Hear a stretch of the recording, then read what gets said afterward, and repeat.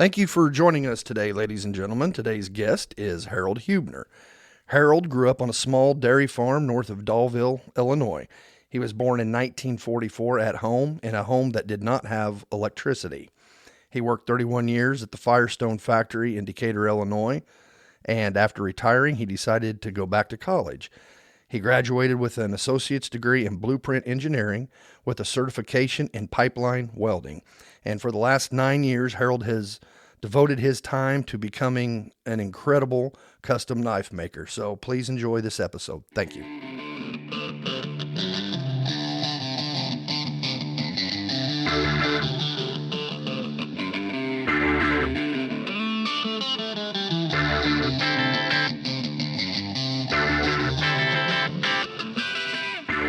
So today we have Harold Hubner, who I've been trying to get in here for a while, and you've been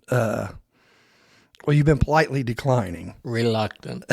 and And finally got you in here today. And then my father, Harold, who I did the very first interview, is also in here, but he's sitting in the background and just observing. I kind of want to get him maybe on the mic too, but he politely declined as well. So thank you for being here today, Harold. I really appreciate it.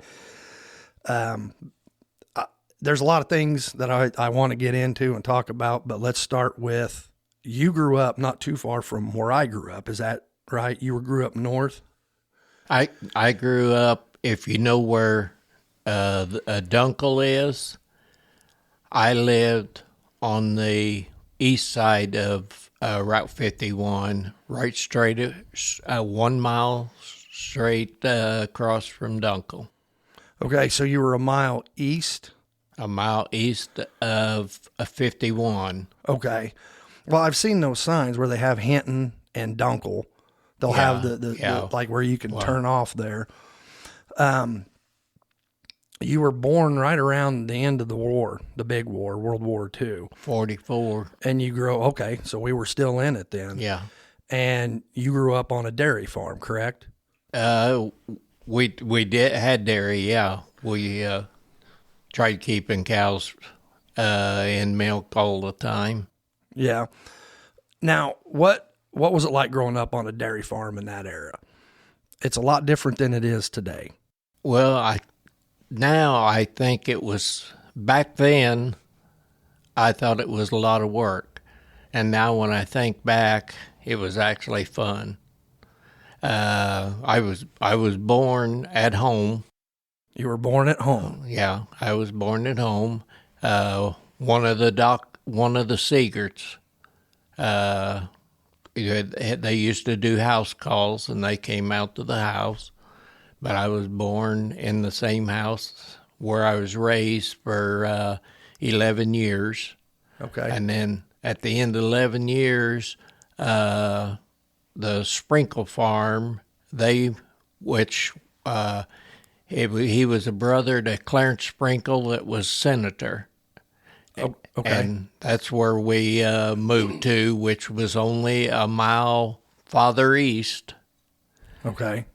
And that's where I spent, from the time I was 11 years old till I was a junior in high school. And then as a junior in high school, we moved, and that time we moved south, just far enough we was in the Tower Hill district. And that's when I started school then in Tower Hill, my junior year. Now, where did you go to school prior to that? I went to Assumption. You went to Assumption? Yeah, okay. I had 10 years at Assumption. And then 2 years at Tower Hill. Which one did you like better? Actually, Tower Hill, because when Tower Hill was so much behind that I went from a C student to a straight A student in Tower Hill. I'm looking over at my father, who was a Tower Hill. Yeah, that's where he went to school. Now, you went to school with my Uncle Larry. He was in your class. Yeah, me and Larry was good friends. Yeah, he was, I think it's safe to say, a character. Would that be appropriate way? Well, if you hung out with him too much, you was going to be in trouble. Let's put it that way. Yeah, he was something else. I'll tell you what, he was a fun uncle. Oh, I'll say that. As far as yeah. he was a fun uncle. Well, we took trips in school with Larry. He was in the FFA, and we took a lot of FFA trips. He even went to Kansas City to the Arroyo. And after the Arroyo, Now was that it's a big rodeo. the big livestock and yeah. But they also had all the FFA, and we were supposed to go to meetings and stuff. Well, me and Larry slipped out, and we did not go to. And when we got back, the FFA teacher started asking questions. Yeah. Me and Larry didn't know the answers, and I was the FFA president. Oh boy, yeah, that seems about right. I remember one time staying with Uncle Larry. He'd got us a job, me and my other cousin Tommy, and we were there's a big farm up where he was living over by Allenville, up in that area, and we were walking beans pretty much for the whole summer. And there was one night that they came in, and he's like, listen, he goes, I got some friends coming from out of state. And he goes, I don't want you boys in the house. We're like, okay. He goes, I don't want you coming in at all. Okay. And I had to go inside the house later on in the evening. And as I walked in, I looked over to my right, and at the kitchen table, there's about 4 of them, and they were playing cards. And, Larry didn't have a lot of money. And there was a pile of cash on the table, and these guys were playing cards. And, that was kind of his lifestyle. He was a character. Yeah, speaking of cards, we, on a trip to Kansas City, we was all playing cards, and the FFA teachers knew Volkswagen minivan. Right. Anyway, 2 in front of, 2 back. We're playing cards, and we was winning constantly because Larry had an extra deck that they couldn't see. And he was making up our hands, and nobody ever caught that. Once in a while, there was 5 of something. I had somebody tell me one time, and you know how it goes. I don't know if this is true or not. It could be, because the guy that told me this is a little sketchy sometimes on his facts, but he told me that he saw Larry one night over in a bar in Mattoon. Some guy was out, or I don't know, him and this guy had issues in the past about whatever. And he came in and he sat down at the table where Larry was, and they start going back and forth, and the guy pulls out a knife, and he's, basically telling him, what he's doing, I'm going to cut you, whatever. And they said Larry just started grinning real big and laughing. And the old boy's like, well, what do you think's so funny? And he goes, look underneath the table. And supposedly this guy slid back, and he looked down, and Larry had a pistol cocked and pointed right at him. I don't know if that's true, but it sounds about right. I mean, he lived that kind of life. He was something else. But back to your growing up on the farm. So you guys, you kind of slowly worked your way east. Then it sounds like. Right. Yeah. Where I was born at was called a German settlement. Okay. And I'm interested in that. How big of an area and it's basically north of Dollville. Is that correct?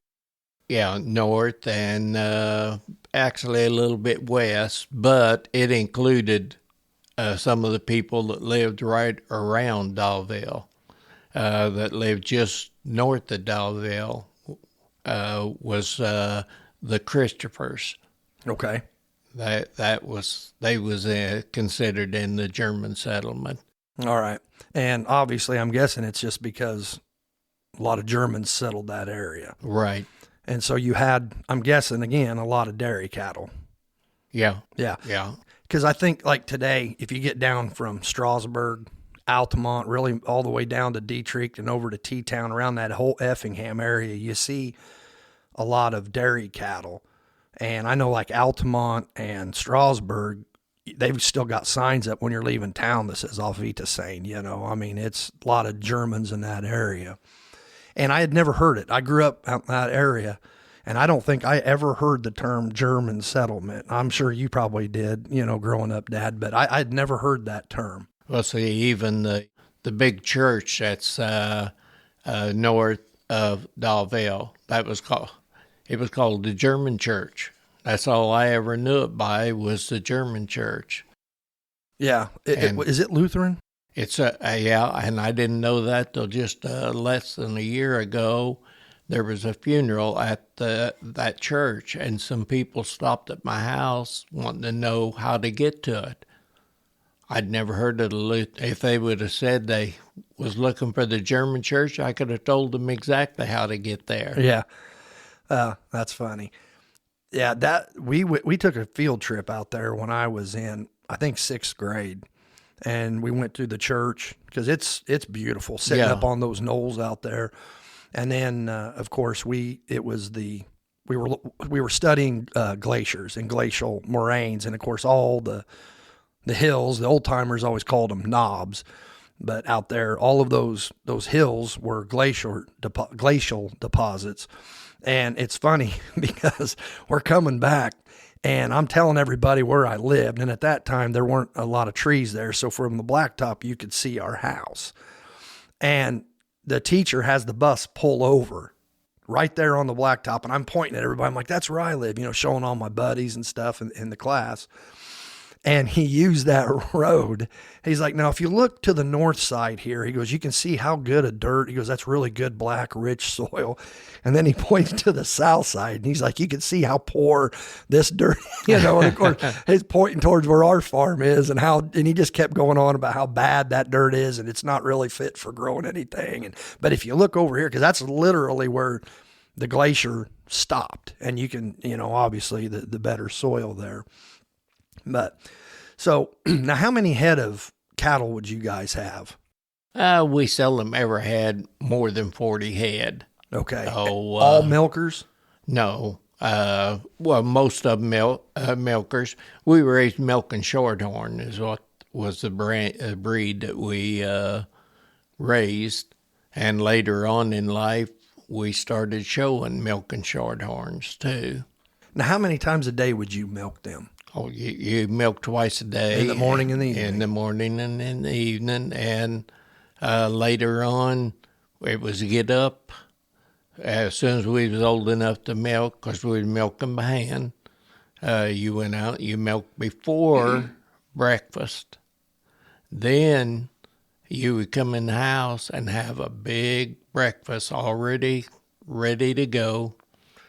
And then you would go out and catch a bus and go to school.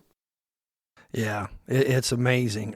All the people that I've known that have grown up on dairy farms, that's at least a generation older than me, you know, that grew up hand milking. Yeah. They all have forearms and big hands. And it's a shame. I get it. We have to, you know, progress and move on, but it's a shame that farm kids still aren't raised that way. Because the last thing you ever want to do is to get in a wrestling match or a fist fight with a milker, because he's going to whip you. He gets a hold of you. You ain't getting away from him. My dad his arms looked like Popeye. Yeah, yeah. And I've known many guys that way, and they're just, you know, physically strong. And, of course, then again, you got to bale hay, which... Well, we ran a baling. We had a baling run.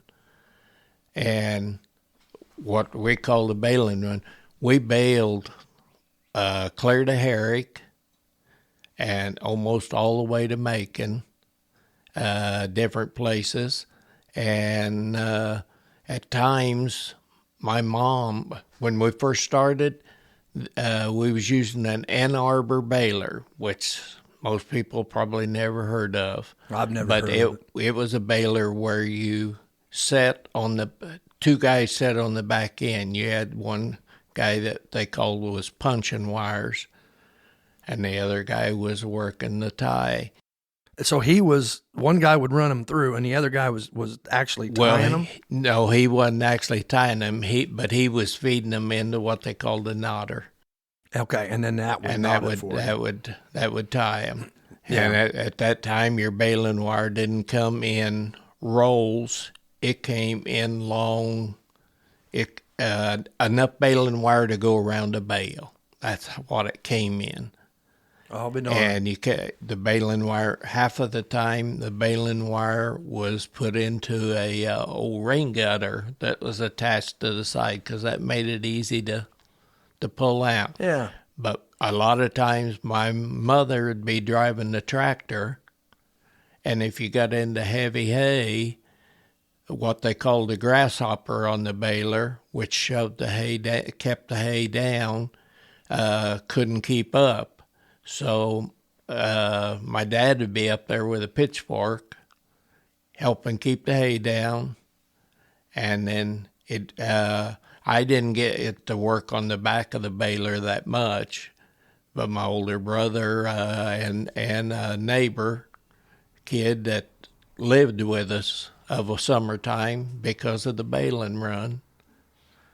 But we didn't, very seldom ever had to hire anybody to help bale hay because on the baling run, each family had kids.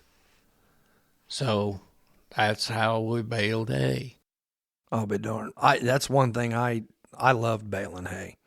I walked a lot of beans, and I never really liked walking beans, especially in the morning, because, your legs would just get, the dew that would be on the beans, and then some of it, is up to your belly, and by the time you get down to one row, you're just muddy and wet.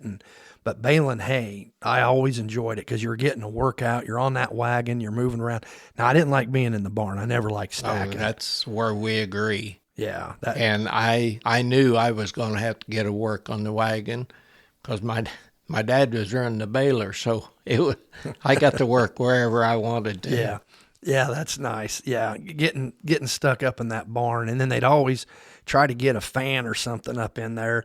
They're like, "Well, we'll get a little," because it's when you're baling, it's always hot. You're baling in the summer, and just miserable. And then they'd always get a fan up there, and it always seemed to me that the only thing that fan did was just blow more dust around. It wasn't like it really helped anything, but baling hay was almost considered fun to a lot of the young guys.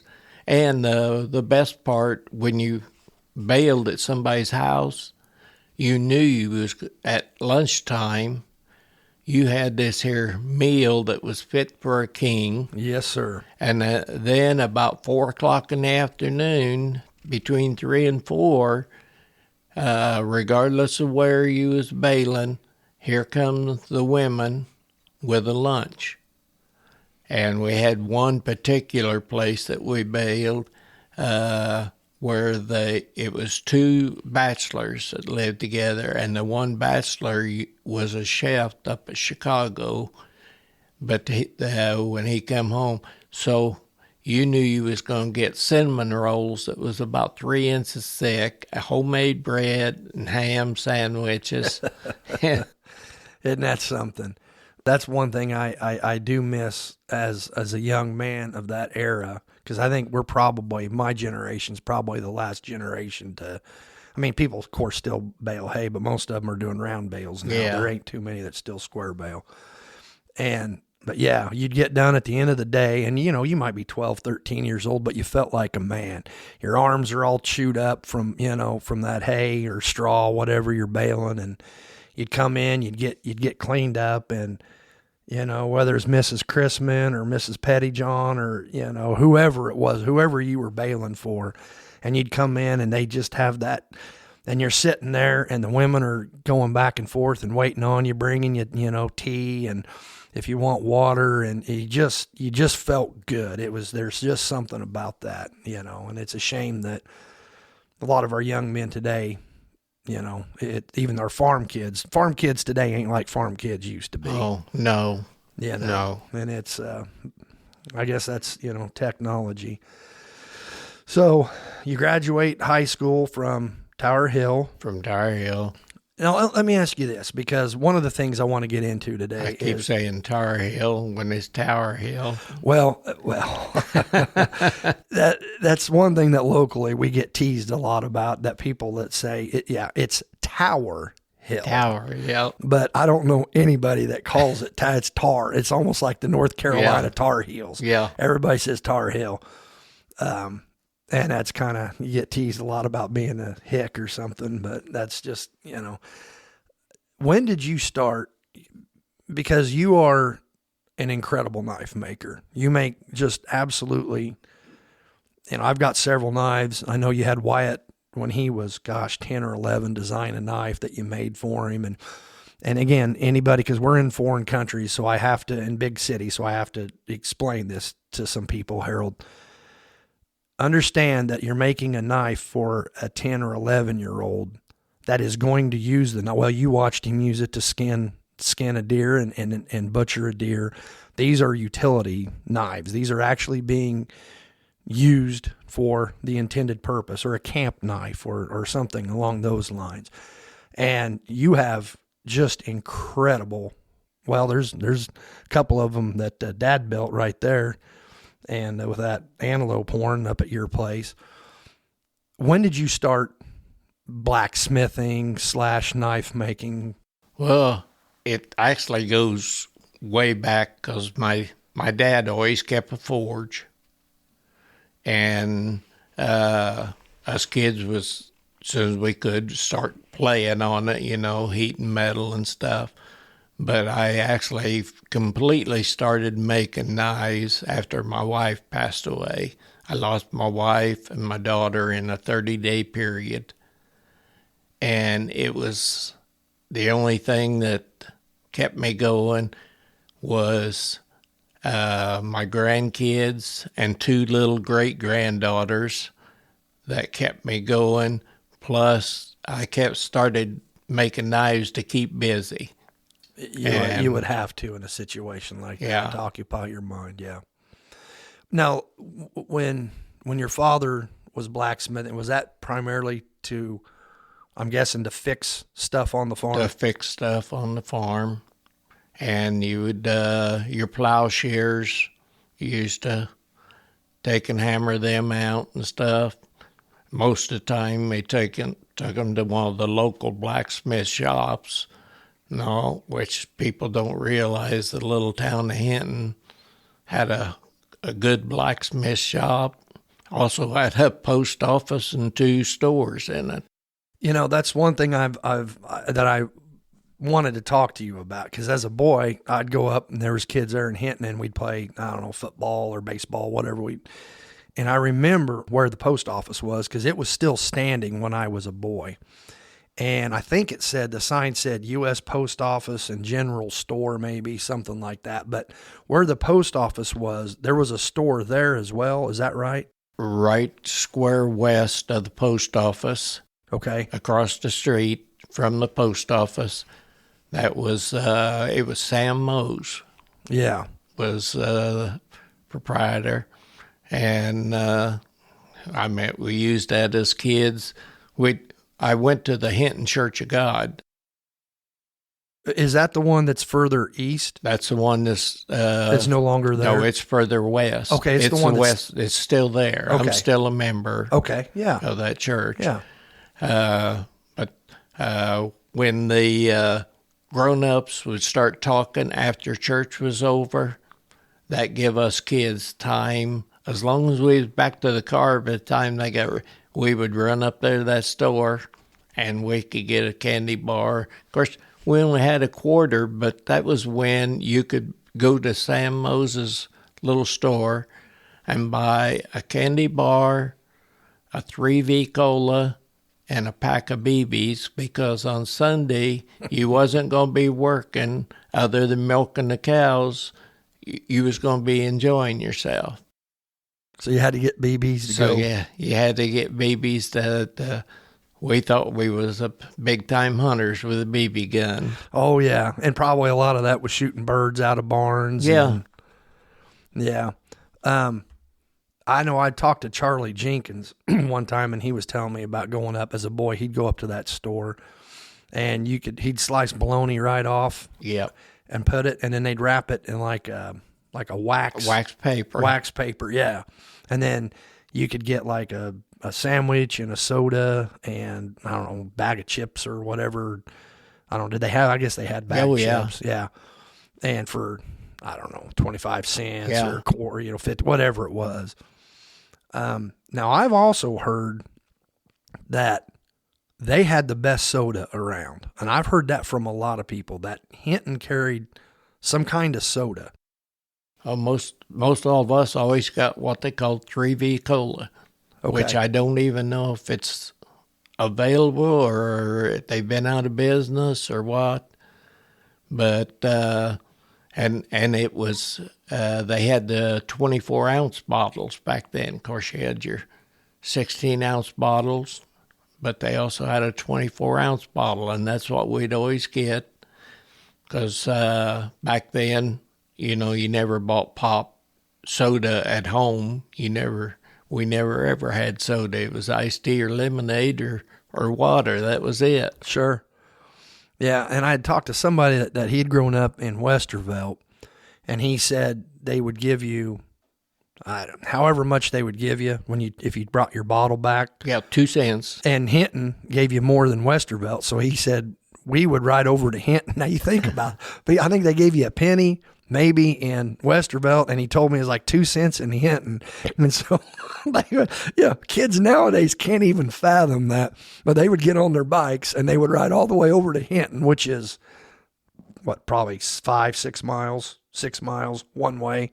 So you're looking at probably, a 10 to 12 mile round trip just to get an extra penny. Yeah. But kids were a lot better shape back then too. Everything was so much cheaper back then. It's kind of funny. I heard my dad tell these stories about stuff and then when I realized when I'm talking to my grandkids, they sound just like my dad did. Yeah, what's it going to be on down the line? It's kind of scary to even think how expensive things are going to get, Yeah, I can remember when I could afford a new truck every other year. Yeah. Not anymore. Yeah. Now, what did you do for work? I know you worked up at Firestone for a long time, and then you got into welding. Worked at Firestone for 31 years, and then when they decided to go to 12-hour shifts, we had 30 and out, so I quit, and I went back to college. And then when I went back to college, I mainly went to get my pipeline certification for welding on the pipeline. But I was there, so I also got my associate's degree in blueprint engineering while I was there.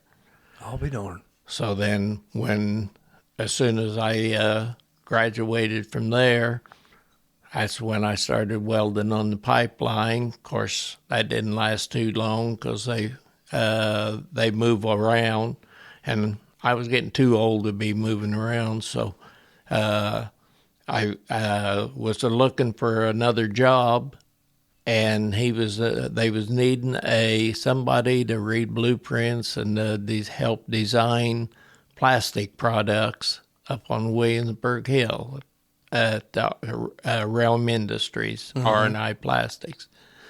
So that's where I went.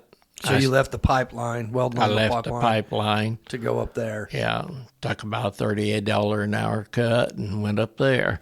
Now, but you're closer to home. Yeah. And you probably made a lot of money while you're out there, and so now it's like you got. And I was just looking for a job to tide me over until I decided to completely retire, and that's when I cut 3 fingers off. And I thought, it's time to retire. Yeah, that might be a good indicator. Now, I know you were down in southern Missouri. Is that where you did most of your pipeline? In Branson. Welding? Around Branson, yeah. Yeah. That's a beautiful part of the country. Yeah. I love Branson.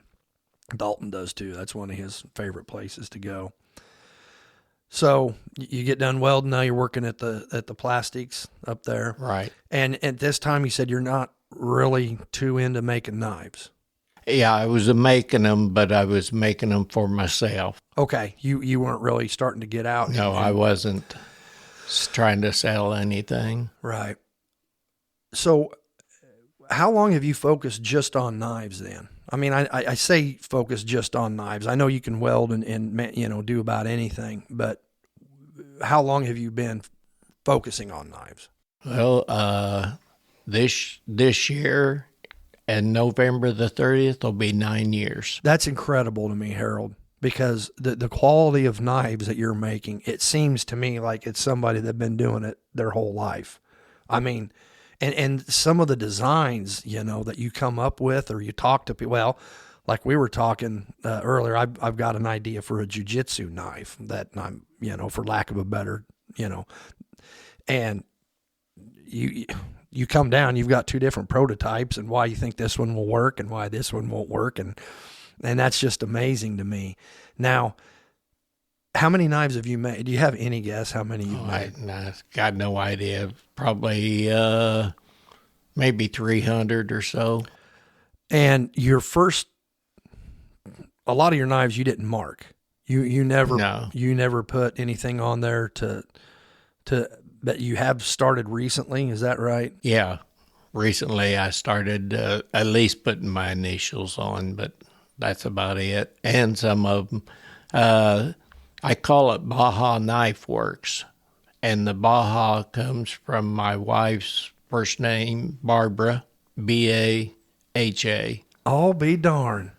And that's, if you look at the end of my lane, there's a sign that says Baja Acres. Okay. I've never really paid attention to that. And I didn't know you called your knives Baja Knife Works. Yeah. Oh, okay. That's cool. I've even got Baja Knife Works on some of my knives. But I acid etch them on. Now, you have made a knife for a celebrity. Yeah. Do you mind telling that story? Yeah. Ted Nugent's got one of my knives. Now, how did that come about? Because here you are in the middle of cornfields in Illinois. How in the world did you get hooked up with Ted Nugent? Well, I was always, I don't know how you would say it. I always liked Ted Nugent. Sure. Even when I was a different party than he was. Yeah. He's a wild man. Yeah. But me and my wife first saw him at St. Louis at an open air concert, and I become it's not, I just keep wanting to say enthused, but I was enamored by him.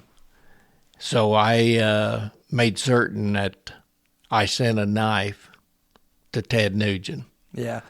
And he even sent me a nice letter back and told me he would try getting it on the air sometime, which if he did, I didn't see that episode. And I try recording every episode that he puts on TV. Now, do you have a family member that knows his wife, correct? Yes. Yeah. My granddaughter lives down there in Texas. And that's how she knew his wife real well. And so that's how we managed to get one to him. Yeah, that's neat. Hey, my grandpa makes custom knives. And, oh, really? Yeah, Ted would I think that's kind of how you told me that. She gets rid of her fiance. He has taken several knives down there, and he gives them away to friends and to relatives and stuff. But there's a lot of my knives in Texas, let's put it that way. Well, there's a lot of your knives running around here too, and they've been put to good use, and they're incredible. I mean, they really are. They're great knives, and I'm proud to have several of them, and maybe get a couple more here. You mentioned earlier about BBs. On Sundays, you'd go up and you'd get your soda, you'd get your BBs, and then you'd go back to the farm.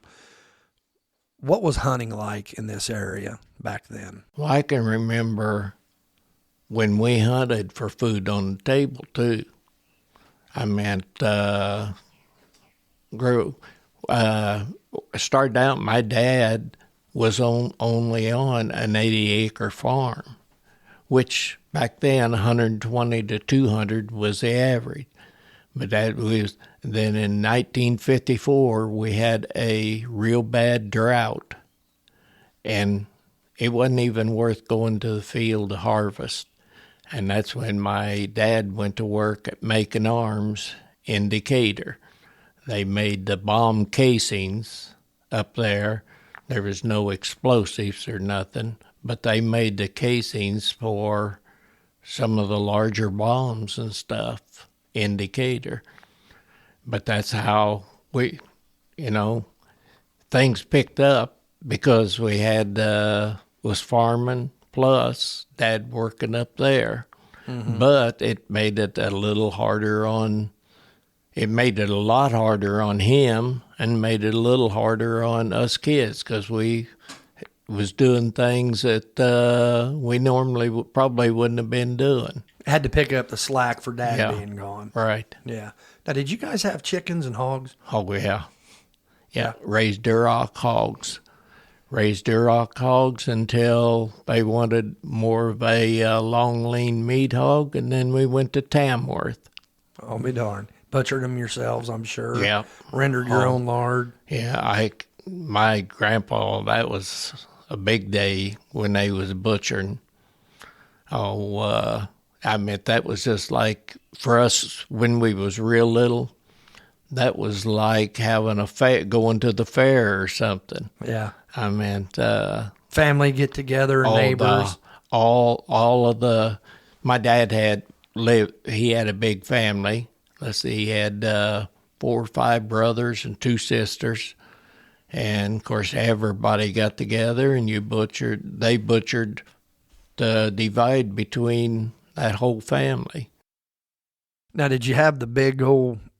the big metal pots? Yeah. And my grandpa's job was rendering the lard. And my uncle got me in trouble. Me and my cousin, he told us, he said, if you throw a big old chunk of lean meat in that kettle, man, it'll really be good when it comes out. Well, that runs a whole kettle of lard if there's any lean meat, because that's got to be pure fat. Yeah. I remember one time when I got back from the service, me and Dad had went down someplace around Cowden, a little bit north and then back east, and we'd butchered some hogs and they were rendering lard. And I think we did that one time when I was a kid. I think we rendered some lard there at the house. It seems like I've got that in my memory. We butchered hogs a few times. I remember, back to Uncle Larry, I remember Larry coming down and I was just a little guy and butchering hogs. And yeah, you're right. It's like, did you have TV growing up? We didn't have TV. We didn't have electricity for probably my first maybe 10 years. We did not have electricity. And I can remember back then, the neighbors would come over on weekend. Here things were, it was a busier time. You didn't have all the modern day equipment, but yet the neighbors had time to visit. And the neighbors or my uncle's dance would come over and they would play cards with a kerosene lantern. And us kids, we were outside playing, pitch dark. And things were just actually better. To my way of thinking, they was better. Of course, I can't say that I don't enjoy electricity. When we first got electricity, I thought that was something. And the first thing that my dad did after we got electricity was put a heat lamp in the outdoor toilet.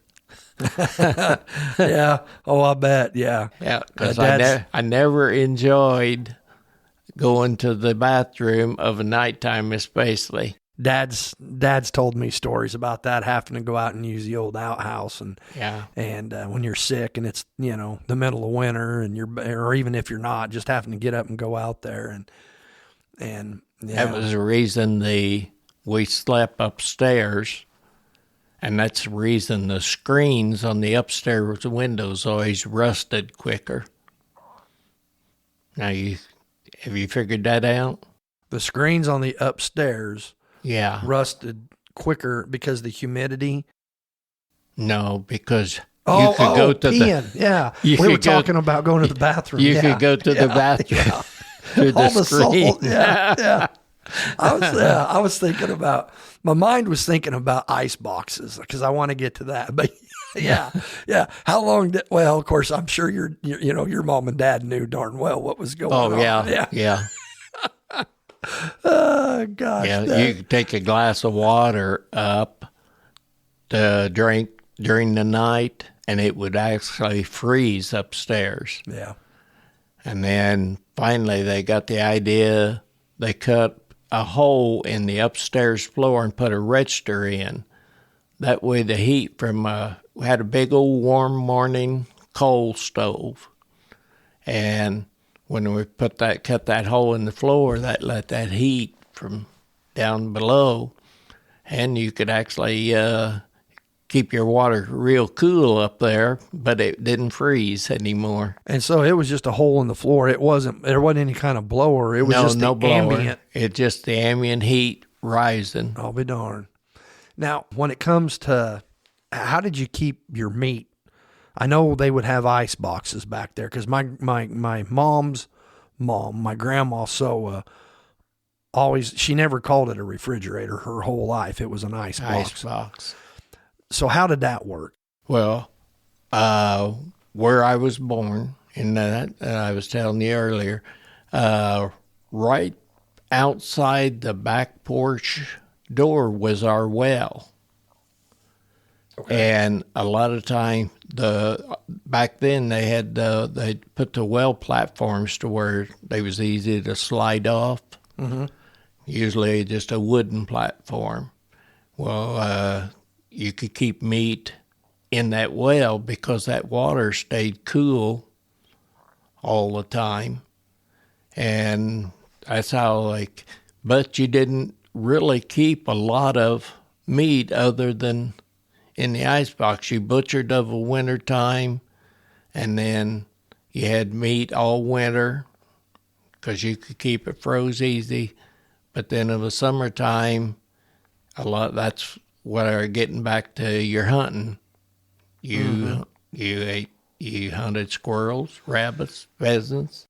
Now, when you're talking about hanging meat inside of your well, you're not hanging it into the water. No, not into the water. Because you don't want to affect the taste of it coming in, right? Plus, you cured a lot. I can remember at my grandpa's place, you could go into what everybody had a smokehouse. Mm-hmm. In fact, I still call mine a smokehouse. But you could go into that smokehouse and you would have hams hanging in there. And they was all covered with salt and stuff. I even got in trouble one time as a kid.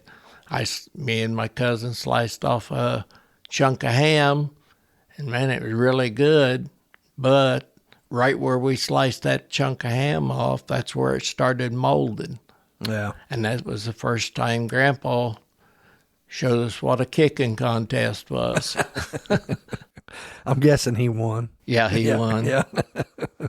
I know Dad's made, it's been a lot of years, but he's taken fresh hams and cured them. And he was talking about wanting to do that just, I don't know, here last week about getting a ham and doing it up. Chickens. Did you have chickens also? Yes, and I hated them. Dirty birds, aren't they? Yeah.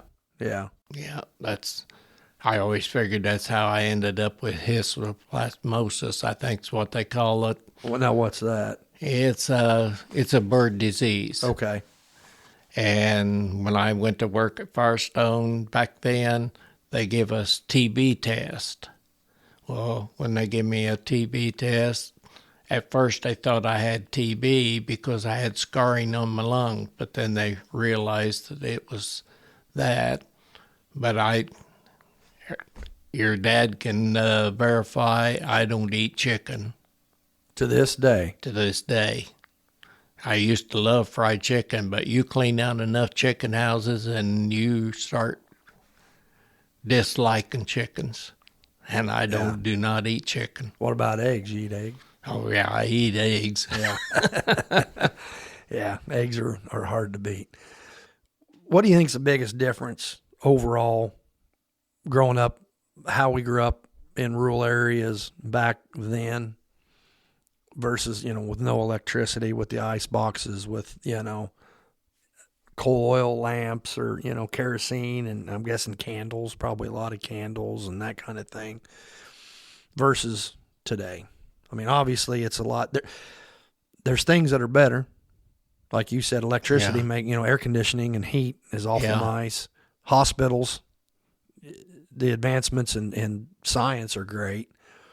But as far as just, we've lost a lot of our community, haven't we? The sense Yeah. Like I said earlier, we had time to visit. I mean, we was always going somewhere to visit. Or if we wasn't going to some other family, we was going to Grandpa and Grandma's. And now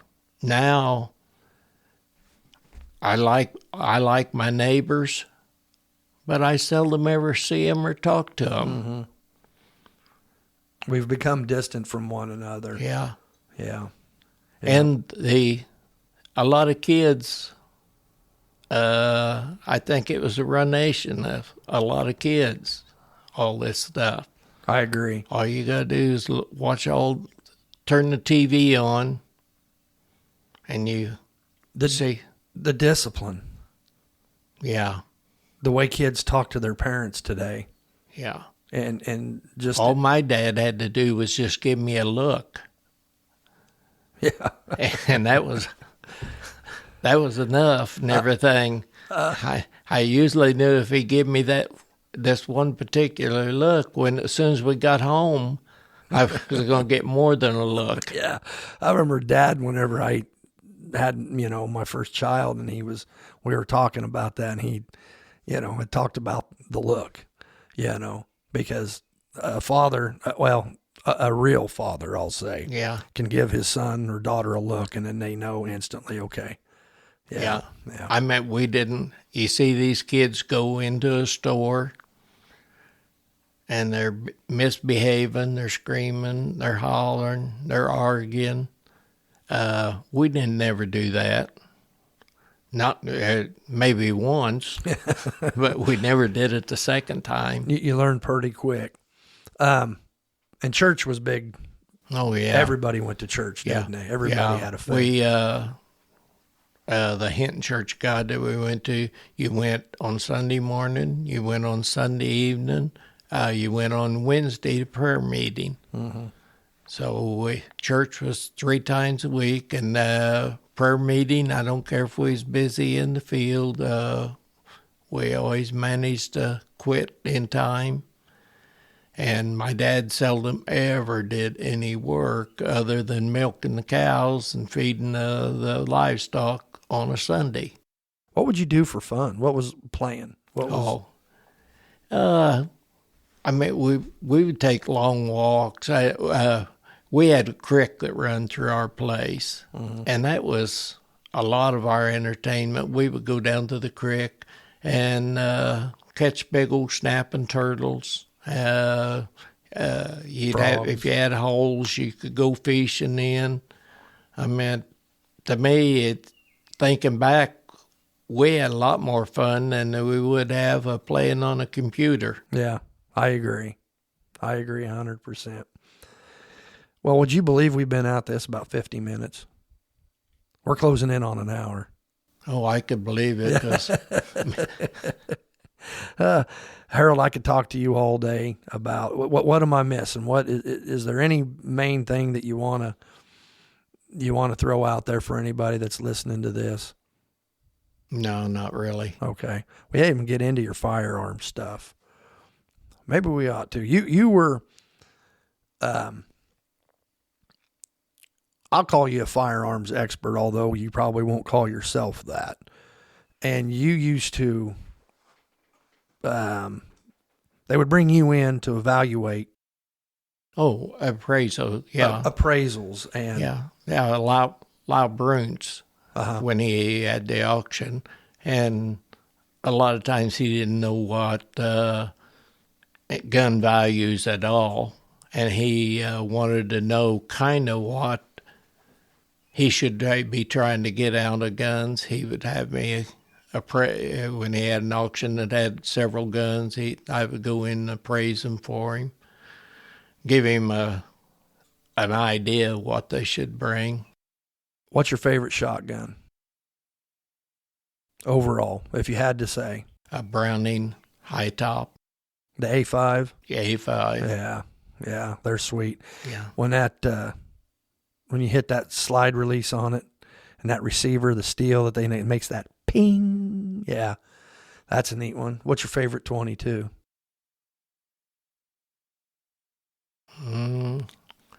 Well, the one that I've probably shot the most was when Ruger came out with that semi. I don't even remember. 1022? No, the handgun. Oh, well, it's like a 22-45. Yeah, it's Bearcat. The Bearcat? No, the semi-auto. Like the Mark 1s? Mark 1. Yeah, it looks like a kind of a Japanese Nambu. Yeah, well, it always made me think of a Luger. Yeah, they look like a Luger. Yeah. Yeah, and we could buy them for $49 at Western Auto. And I met when they first come out with that. Of course, before that my dad always had a high standard Sentinel. And in fact, when my dad died, he still had a high standard Sentinel. And then my mother used to be a crack shot. Mm-hmm. Oh, really? Yeah. They would, on Sunday afternoon when the uncles and stuff was there, they would be shooting at the weather vane to see who could make it spin.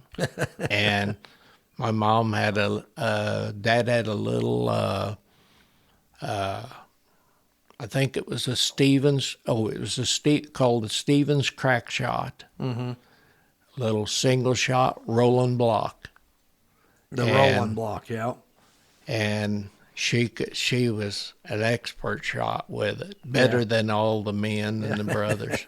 Did that upset them, or did they care at all? No, they didn't care. Yeah. It's nice to have a woman that can shoot.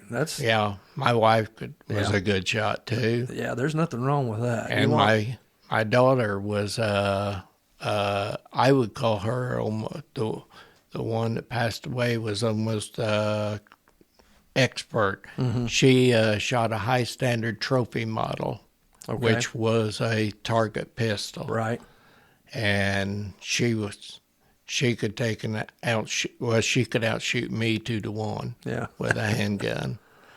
Yeah, that's neat. What is your favorite large caliber handgun? Smith & Wesson Model 629. Really? Okay. 357? 44 mag. It's a 44. Okay. I thought you were going to say, John Moses Browning there, the old 1911, but you like the wheel gun better. Yeah. Of course, 44, that packs a punch. Yeah. That's a big one. Now, I had a 454 Casal. Uh-huh. But that'll rattle your teeth. Yeah. I just prefer that 629, and I like to shoot it even yet today. Yeah. Well, you can shoot 44, just regular 44s through it too. Yeah. Well, that don't have the bang. Yeah. I mean, I like a big bore gun. Yeah. I've got several lever action 44s in rifles. Uh-huh. Yeah, you get a little bit better performance out of the rifle than you do obviously you got a longer barrel and all that. And there's something to be said for having the same caliber into your sidearm as you do your carry. Yeah. You know. Now, the buffalo. You were on a buffalo hunt in Illinois. I was in a buffalo hunt behind my house. You might tell that story. Well, our neighbor that he moved in, well, if I could say filthy rich Okay. to start out with. And he decided he wanted to move to the country. And when he first moved down there, everybody called him, it was called it the Green Acres Farm because of that. Yeah. But he, first he brought in a bunch of longhorns, which nobody had around there at that time. Then he brought in 3 buffalo. And when he brought these buffalo first in, they'd been hand-raised. They was completely tame. You could feed them out of a bucket. But later on in life, they turned mean. Got a little ornery. And we tried catching them. The neighbor, he got cancer, so he couldn't take care of them. And when something would happen, he would call me up and say, hey. And I got to where I would strap on that 629 because I never knew when I might have to use it. Sure. But then after they couldn't control them, he just decided, hey, shoot them. So we shot those buffalo. We took them to Sullivan to a meat packing place over there. Mm-hmm. They processed them. And believe me, we ate buffalo until we couldn't hardly stand the thought of eating buffalo.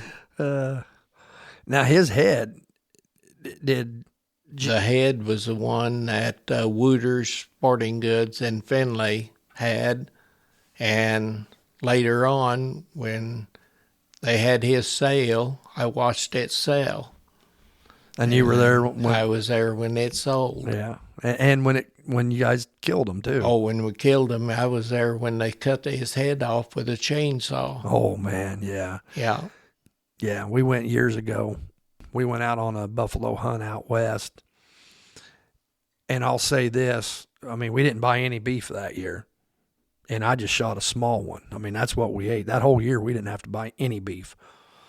And to me, it tasted like sweet beef. It was almost, and I know that sounds funny to say sweet, but it was all, they just graze on grass out there.